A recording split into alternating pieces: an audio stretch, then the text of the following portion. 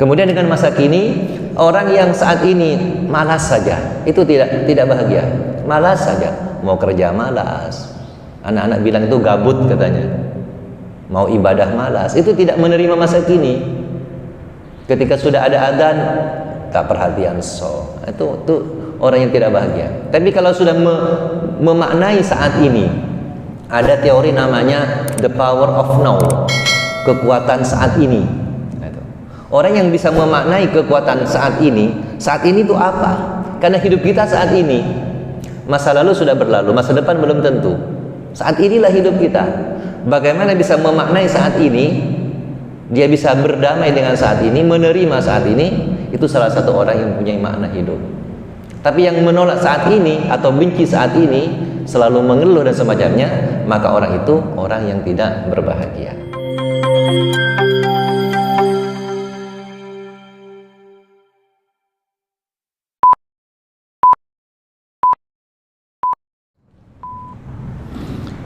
Assalamualaikum warahmatullahi wabarakatuh.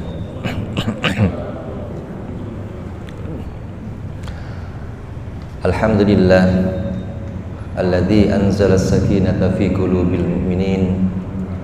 Asyhadu an la ilaha illallah wahdahu la syarika lah wa asyhadu anna Muhammadan 'abduhu wa rasuluh. Allahumma shalli ala nabiyyina Muhammadin wa ala alihi wa ashabihi ajma'in. Qala Allah Ta'ala fi kitabihil karim, a'udzu billahi as-sami'il 'alim minasy syaithanir rajim. Subhanaka la ilma lana illa ma 'allamtana innaka antal alimul hakim. Rabbi shrah li sadri wa yassir li amri wahlul 'uqdatam min lisani yafqahu qawli. Hadirin bapak-bapak, ibu-ibu, saudara-saudara rahimakumullah. Alhamdulillah, kita kembali bersyukur kepada Allah Subhanahu wa taala atas segala nikmat yang Allah curahkan pada kita sekalian, sehingga kita bisa senantiasa mencintai kebaikan, senantiasa istiqomah dalam melakukan kebaikan. Mudah-mudahan Allah memberikan ridha kepada kita sekalian. Amin ya rabbal alamin. Salawat dan salam semoga tetap tercurah kepada junjungan kita Nabi Muhammad sallallahu alaihi wasallam, juga seluruh keluarga, para sahabat dan seluruh pengikutnya. Mudah-mudahan kita bisa istiqomah dengan sunnah-sunnahnya. Amin ya rabbal alamin. Masyaallah muslimin rahimakumullah. Jamaah haji Sumeneb insyaallah sudah sebagian berangkat dini hari tadi, dilanjutkan nanti pagi dan siang. Kita berharap mudah-mudahan saudara-saudara kita yang diberi kehormatan oleh Allah untuk terpanggil untuk melaksanakan ibadah haji diberikan kesehatan, diberikan kekuatan, diberikan semangat yang tinggi untuk memperbaiki ibadah mereka kepada Allah Subhanahu wa taala, sehingga ketika pulang ke tanah air mendapatkan mahkota yaitu haji mabrur, sehingga memberikan kemanfaatan bagi diri mereka, bagi lingkungan, juga bagi kaum muslimin di negeri kita. Amin ya rabbal alamin. Hadirin, melanjutkan materi pada malam Rabu kemarin, yaitu tentang mengukur indeks kebahagiaan. Kita sudah membahas dua dimensi. Yang pertama dimensi kepuasan hidup, yang kedua adalah dimensi perasaan. Sekarang kita lanjut kepada dimensi yang ketiga, itu dimensi makna hidup. Jadi ini merupakan hal yang menjadi salah satu dimensi dari kebahagiaan kita yaitu dimensi makna hidup, yaitu bagaimana seseorang itu mempunyai arti dalam menjalani kehidupan. Sebab semangat dalam menjalani hidup itu salah satunya bagaimana orang itu merasa bermakna. Adakah makna atau arti atau fungsi dari hidupnya? Sebab orang kalau sudah kehilangan makna dalam hidup, maka hidupnya menjadi hampa. Dan hidup yang hampa ini tidak mempunyai arti, menjadikan hidup menjadi tidak berkualitas. Kadang-kadang orang-orang yang mengalami stres, depresi, bahkan bunuh diri, itu karena kehilangan makna dalam hidup. Maka kalau kita menemukan makna hidup kita, tentunya orang yang menemukan makna hidup itu mengetahui fungsi hidupnya. apa fungsi dan tugas hidupnya, maka insya Allah dia akan memenuhi fungsi itu. Maka penting bagi kita, karena hidup ini bukan sekedar hidup sebagaimana kata Buya Hamka. Jadi kalau hidup sekedar hidup, kera di hutan juga hidup. Kalau kerja sekedar kerja, maka kerbau di sawah juga kerja. Tapi mereka tidak mempunyai makna hidup, karena mereka itu melaksanakan hidupnya sesuai instingnya saja. Jadi mengalir sesuai dengan insting. Tapi kita sebagai manusia diberikan potensi kebaikan dan keburukan. Fa'alhamaha fujuraha wa taqwaha. Allah berikan potensi ilham untuk melakukan keburukan dan juga kebaikan. Disinilah ada pilihan. Maka yang membedakan kita dengan hewan adalah pada masalah pilihan. Pilihan itu dibedakan sehingga Allah memberikan akal kepada kita, fungsi akal untuk memilih. Makanya nanti di akhirat, di neraka itu iblis berpidato. Ketika manusia-manusia yang masuk ke neraka itu menghujat kepada iblis, meminta pertanggungjawaban kepada iblis, maka iblis itu mengembalikan kepada mereka, mengapa engkau mengikuti aku? Aku hanya mengajak, sementara engkau sudah diberi akal, sudah diberi Al-Quran, sudah diberi Nabi, dan banyak sekali kebaikan-kebaikan yang Allah berikan. Tetapi mengapa kalian mengikuti aku? Aku sekarang angkat tangan, aku juga sedang disiksa, tidak bisa menanggung kepada yang kalian terima sekarang. Inilah, maka penting bagi kita untuk memahami, untuk memilih. Nah, disinilah fungsi akal, sehingga akal itulah nanti yang diasah untuk membedakan. Ya. Makanya kemudian ada Al-Furqan. Orang yang mendapatkan Furqan itu bisa membedakan kebaikan dan keburukan. Dan disitulah akal kita yang difungsikan. Tidak cukup akal, karena ketika kita sudah bisa membedakan kebaikan dan keburukan, perlu adanya hati untuk menguatkan agar kita ini nanti ada namanya nafsu mulhamah. Nafsu mulhamah itu nafsu yang diberikan ilham oleh Allah, jiwa yang diberikan ilham, karena di situ ada pertarungan antara kebaikan dan keburukan dalam diri kita. Makanya fa'alhamaha fujuraha wa taqwa, ada pertarungan kebaikan dan keburukan. Maka orang yang ketika terjadi pertarungan antara kebaikan dan keburukan, kemudian yang menang adalah keburukannya, di situ ada namanya nafsul lawamah. Nafsul lawamah itu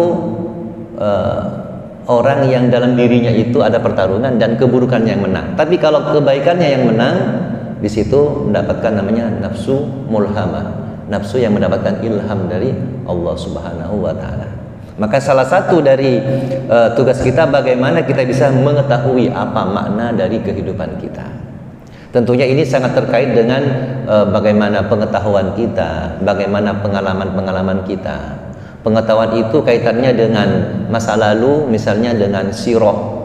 Jadi orang yang banyak membaca sirah, banyak mengambil pelajaran dari kehidupan ini, terutama sirah para nabi, para rasul, orang-orang soleh, itu sangat membantu ya.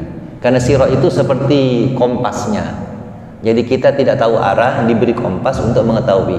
Ketika kita membaca sirah, memahami sirah para nabi, perjalanan mereka, para sahabat nabi, ulama-ulama, termasuk juga bagaimana mempelajari bangsa-bangsa terdahulu yang dihancurkan oleh Allah. Mengapa mereka dihancurkan? Itu jadi pengalaman hidup kita, jadi pengetahuan kita untuk bisa menentukan makna hidup kita, ke arah mana kita akan menuju. Hadirin rahimakumullah, dalam dimensi makna hidup ini ada beberapa indikator. Indikator pertama adalah penerimaan diri. Penerimaan diri. Di sini ada namanya ridho. Jadi salah satu indikator kebahagiaan itu adalah ridho, menerima. Orang yang tidak menerima atau menolak itu akan mengalami penderitaan. Penerimaan diri itu ini bisa kita pahami bagaimana masa lalu kita. Apakah kita sudah berdamai dengan masa lalu kita? Apakah sudah kita itu menerima kondisi saat ini dan juga siap untuk menghadapi masa depan? Karena waktu kita ada 3 tadi, masa lalu, masa kini, dan masa depan.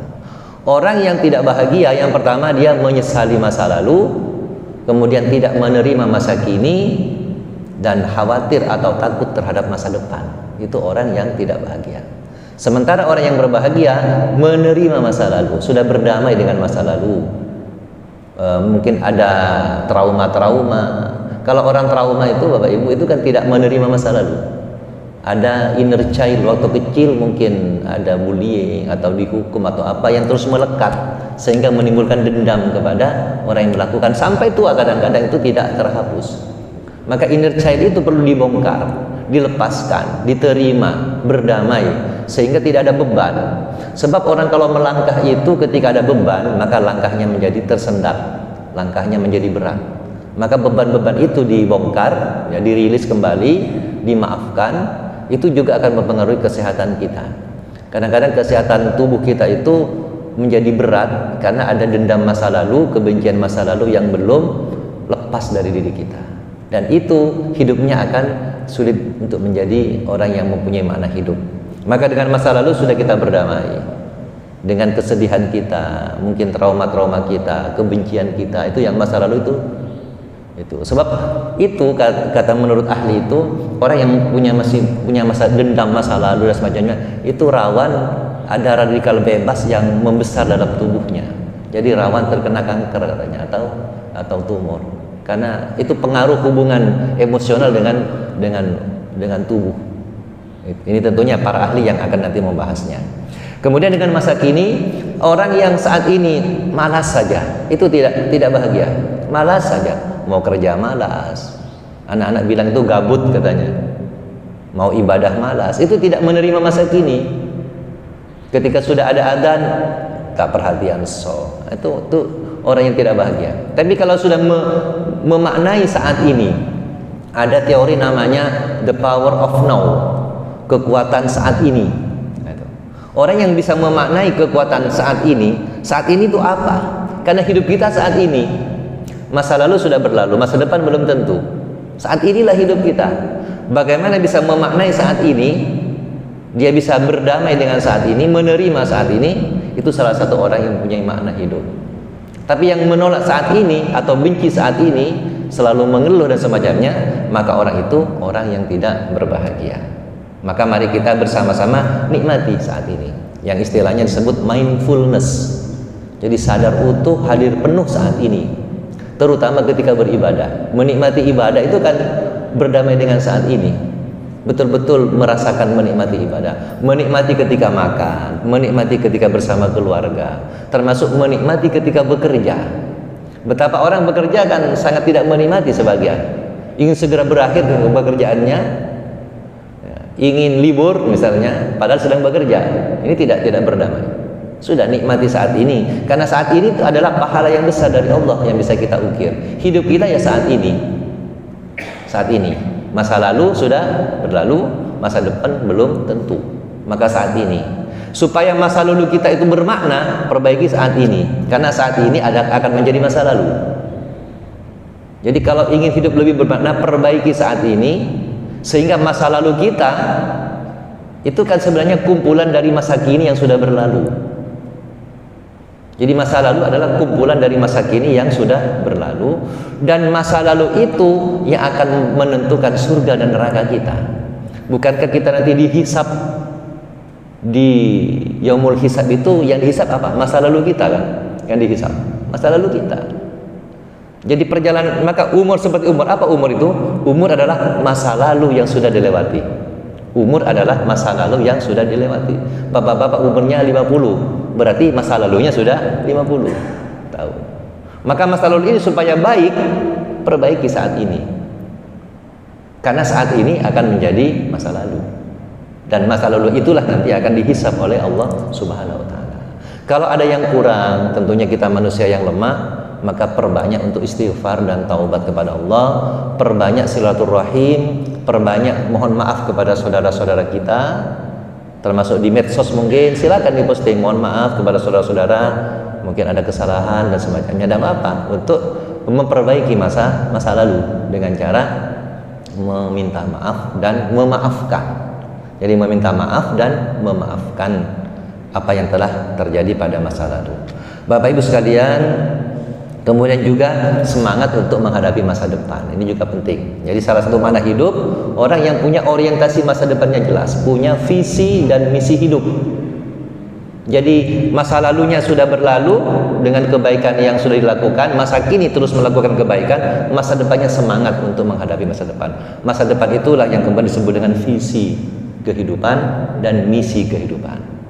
Visi itu tinjauan jangka panjang, tinjauan global, sementara misi adalah langkah-langkah untuk menuju visi. Nah, jadi contoh misalnya visi kita mendapatkan ridho Allah. Visi kita mendapatkan ridho Allah, visi. Harus ada seperti itu. Visi kita juga ingin masuk surga misalnya. Maka apa misi yang bisa dilakukan? Secara pribadi apa? Dalam berkeluarga apa? Dalam bekerja apa? Bermasyarakat apa? Itu ada visi-visinya semua untuk mencapai misi ridho Allah dan mendapatkan surga Allah Subhanahu wa taala. Jadi itu penerimaan diri yang pertama. Kemudian penerimaan diri yang kedua adalah menerima fisik kita. Fisik kita ini diterima. Banyak orang menderita karena tidak menerima fisiknya. Bukan karena gantengnya, bukan karena cantik, bukan. Ada orang yang ganteng atau cantik masih belum menerima dirinya, ada. Sehingga tidak puas dengan pemberian Allah. Saya sering cerita di Brazil itu perempuan Brasil cantik-cantik karena perempuan Latin. Orang dari Latin itu dari Eropa Selatan yang bermigrasi ke Amerika. Salah satunya di Brasil itu keturunan Portugis. Orang-orang Latin itu cantik-cantik biasanya. Tapi di sana mereka tidak puas dengan dirinya. Sehingga angka operasi plastik sangat tinggi di Brasil itu. Karena belum menerima dirinya secara fisik. Sehingga merasa tidak puas terus dengan dirinya. Termasuk anak sekarang, mohon maaf, ada fenomena perubahan yang sangat terjadi perubahan yang besar. Anak SMP sekarang, Bapak Ibu, itu sudah terbiasa membawa itu seperti lipstick itu, lip gloss atau apa macamnya itu. Jadi di tasnya bisa diperiksa. Beda dengan dulu. Kalau dulu mungkin bawa mainan anak-anak, sekarang enggak, bawa make up. Mereka menjadi bisnis kecantikan sangat laris sekarang. Jadi ketika mereka sudah ada acara sedikit saja itu sudah attention, Pak, sudah. Kenapa? Masih belum menerima berdamai dengan dirinya. Ini jadi secara fisik diterima, baik buruknya, artinya fisiknya itu sempurna atau tidak itu diterima. Setelah diterima, baru bisa menemukan makna hidup. Kalau belum, sudah tidak akan pernah berbahagia. Kurang terus. Nah, kalau itu yang menjadi pemahamannya, maka hidupnya menjadi kurang bermakna. Juga secara emosi, kadang-kadang kita masih ada marah misalnya, terima dulu, terima, saya pemarah, terima. Sebab kalau tidak menerima akan senantiasa bergelut dengan kemarahan. Saya mungkin pendendam, terima dulu, terima, dirilis, berdamai. Terima, dirilis, berdamai terus. Karena sifat buruk itu pasti ada kan? Fa'alhamaha fujuraha. Allah berikan ilham untuk melakukan keburukan, ada. Tapi bagaimana kita bisa menekannya dan bisa mengembangkan yang baik-baik. Kemudian dimensi yang kedua adalah dimensi tujuan hidup. Nah, jadi ini dimensi yang kedua. Kalau yang pertama tadi dimensi penerimaan diri, yang kedua dimensi tujuan hidup. Jadi tujuan hidup itu tadi saya sampaikan, memiliki arah hidup yang jelas, memiliki kompas hidup yang jelas. Nah, orang beriman tentunya sudah jelas arah hidupnya. Maka ketika menghadapi tantangan hidup, dia akan melihat arah hidupnya dulu, sehingga tantangan itu tidak membuat dia melenceng. Ketika dia berjalan kemudian melenceng sedikit, tapi ketika punya arah hidup, maka dia akan kembali kepada arah yang sudah ditentukan, tidak larut dalam kesesatan. Nah, ini diantara orang yang mempunyai tujuan hidup, memiliki visi yang jelas tadi termasuk misinya, kemudian jelas dalam melangkah dan berhenti. Kapan harus melangkah, kapan harus berhenti, itu jelas orang-orang yang punya makna hidup. Sama dengan ketika kita nyetir sepeda motor, itu jelas kapan harus ngerem, kapan harus ngegas. Ada ngegas terus bahaya, ngerem terus nggak sampai-sampai. Jadi kalau pas itu, pas ngegasnya, pas ngeremnya, pas beloknya dan semacamnya sesuai dengan aturan, maka hidupnya itu mempunyai tujuan yang jelas. Ini yang dimensi yang kedua. Dimensi yang ketiga adalah dimensi pengembangan diri. Pengembangan diri. Kalau tadi penerimaan diri, yang kedua adalah tujuan hidup, yang ketiga pengembangan diri. Nah, di sini berlaku pendidikan sepanjang hayat. Pengembangan diri itu ada dua. Yang pertama di bidang ilmu, yang kedua di bidang keterampilan. Ilmu itu teori-teorinya, keterampilan itu aplikasi dari teori itu. Maka orang yang mengembangkan diri itu diantaranya meningkatkan potensi diri. Jadi meningkatkan potensi diri dengan cara mengenal potensi diri. Apa potensi saya? Apa kebaikan-kebaikan yang bisa saya lakukan? Dikenali, kemudian dikembangkan, dimanfaatkan. Karena tiap orang punya potensi yang berbeda-beda. Kullu ya'malu ala syakilatih. Katakanlah engkau akan beramal sesuai dengan potensi. Jadi Bapak Ibu yang sudah menemukan potensinya, kembangkan. Makanya Allah itu memberikan keragaman potensi supaya hidup ini menjadi indah. Ada mungkin potensinya di bidang IT. IT ini kembangkan di situ, manfaatkan. Semuanya menjadi jalan ke surga. Ada potensinya di bidang sedekah misalnya, lanjutkan. Ada orang yang mungkin sedekahnya biasa, tapi dia punya potensi mungkin di puasa, puasanya kembangkan. Mungkin punya potensi di senang membantu orang. Termasuk juga ngatur sandal misalnya, atau melengkapi toilet di masjid dengan sabun misalnya, atau parfum. Ini kan potensi-potensi semua. Jadi pintu kebaikan itu ribuan jumlahnya. Amal-amal itu banyak sekali. Maka potensi itu kita kembangkan, kita terus kembangkan dan kita tularkan. Mungkin ada orang-orang yang sama potensinya dengan kita. Termasuk juga senantiasa berwajah sumringah. Misalnya sumringah itu cerah, enak kalau dilihat orang, memberikan kedamaian. Lakukan itu. Jadi potensi-potensi ini setiap orang mempunyai berbeda-beda. Ada juga orang yang punya multi potensi. Ada yang punya banyak potensi kebaikan yang bisa dilakukan. Silakan. Semuanya itu menjadi jalan untuk menemukan makna hidup kita. Bapak Ibu sekalian, yang keempat adalah dimensi kemandirian. Kemandirian. Jadi orang-orang yang punya makna hidup itu salah satunya itu mereka punya sifat kemandirian. Sebab orang yang tidak punya kemandirian, orang itu terjajah. Orang yang terjajah itu akan melangkah, itu akan ragu-ragu. Karena dia ditekan orang lain, ya. Jadi merdeka dalam menentukan tujuan hidup. Ini orang yang punya kemandirian, merdeka dalam menjalani atau menentukan tujuan hidup. Kemudian juga bisa mengatasi tekanan sosial.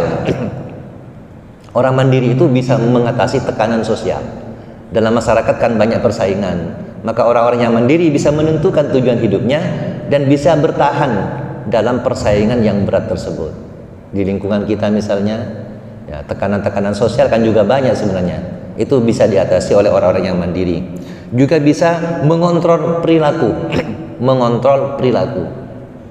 Jadi perilakunya itu tidak asal-asalan, terkontrol, karena sudah punya panduan kan? Punya panduan yaitu kompas hidup tadi. Kemudian juga mampu mengevaluasi diri dan mengevaluasi tingkat kebahagiaan. Ini orang mandiri, mampu mengevaluasi diri. Jadi bisa melihat muhasabahnya itu kuat. Jadi tadi saya sudah apa yang dilakukan. Kalau baik lanjutkan, kalau buruk perbaiki. Nah, ini orang-orang yang mandiri. Jadi mampu bermuhasabah. Kemudian juga memaksimalkan diri untuk memenuhi kebutuhan, baik secara fisik, emosi maupun spiritual. Jadi punya usaha untuk memperbaiki pemenuhan kebutuhan fisiknya. Jadi kebutuhan makan, minum dan semacamnya, kemudian kebutuhan emosi dan mentalnya, juga kebutuhan spiritual. Nah, kebutuhan spiritual inilah sebenarnya yang paling berperan dalam kehidupan kita. Lebih dari 50% manusia itu sangat membutuhkan kebutuhan spiritual kita.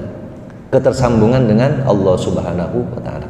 Kemudian yang kelima yaitu dimensi penguasaan lingkungan. Nah, ini. Jadi mampu memilih dan menyelaraskan lingkungan dengan kebutuhannya, tidak ikut arus tanpa arah dan tanpa pegangan hidup. Nah, dengan lingkungan kita ini sudah punya kekuatan untuk bisa memberikan pengaruh kebaikan kepada, tidak ikut arus. Banyak orang itu, mohon maaf ini ada istilah di Madura namanya cea kaca kacelot, cea kaca kacelot, ada istilah begitu. Banyak orang melakukan keburukan karena dia mencontoh keburukan. Contoh misalnya, mohon maaf, ayahnya tidak baik, dia sudah, karena ayah tidak baik aku nyontoh ayah. Karena ayah tidak baik aku nyontoh ayah. Bahkan pernah saya mendengar sendiri, mendengar dari siapa ya, kalau misalnya dari anak saya atau siapa itu, ada anak yang mohon maaf ayahnya selingkuh, dia bilang aku juga akan selingkuh, sampai begitu. Ini namanya akal-akal celok. Sebab apa? Orang mencontoh itu dia nanti tidak bisa menuntut orang yang dicontoh saja sebagaimana iblis tadi, tapi dia bertanggung jawab atas pilihannya. Karena mencontoh itu adalah pilihan, maka dia akan bertanggung jawab atas pilihannya, dan ada hisabnya nanti. Mengapa dia mencontoh? Maka berhati-hati dalam mencontoh ini. Dan lingkungan itulah adalah laboratorium yang sangat besar untuk dicontoh. Maka mari kita bersama-sama untuk berusaha mencontoh yang baik-baik. Sudah dijelaskan bagaimana sirah para nabi dan para rasul. Yang terakhir adalah hubungan positif dengan orang lain. Nah, ini dari dimensi mana hidup tadi, hubungan positif dengan orang lain. Baik itu kepedulian, kemudian simpati, empati, kemudian kasih sayang, sehingga hidupnya menjadi bermakna. Jadi bagaimana kita bisa memperbaiki hubungan positif dengan lingkungan kita, apalagi bersama-sama dalam waktu yang lama. Contoh misalnya dengan teman kerja, nah, itu kan lama sekali hubungannya, Pak. Bahkan teman kerja itu lebih tinggi interaksinya dari saudara kadang-kadang. Saudaranya itu belum tentu bertemu setiap pekan, tapi kalau teman kerja setiap hari. Maka dengan teman kerja itu harus tahu posisi, ya. Jangan terlalu dekat yang bisa menimbulkan hal yang tidak baik, atau terlalu jauh juga yang tidak baik. Ada tawazun tadi, ada keseimbangan. Bagaimana berinteraksi dengan teman kerja dengan sebaik-baiknya, dengan jarak yang tepat. Terlalu dekat juga bahaya kadang-kadang, terlalu jauh juga bahaya.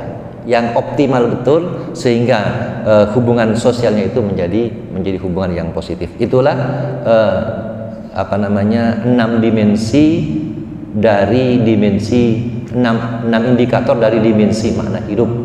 Yaitu yang pertama adalah indikator tujuan hidup, yang kedua pengembangan diri, yang pertama penerimaan diri, yang kedua tujuan hidup, yang ketiga pengembangan diri, yang keempat kemandirian, yang kelima penguasaan lingkungan, dan yang terakhir adalah hubungan positif dengan orang lain. Mudah-mudahan Allah Subhanahu wa taala senantiasa menjaga kita, memberikan rahmat kepada kita untuk selalu memperbaiki diri, dan kita mendapatkan kehidupan yang terbaik yang diridhai oleh Allah Subhanahu wa taala. Amin ya rabbal alamin. Wal afu minkum. Subhanakallahumma wa bihamdika asyhadu an la ilaha illa anta astaghfiruka wa atubu ilaik. Wassalamualaikum warahmatullahi wabarakatuh.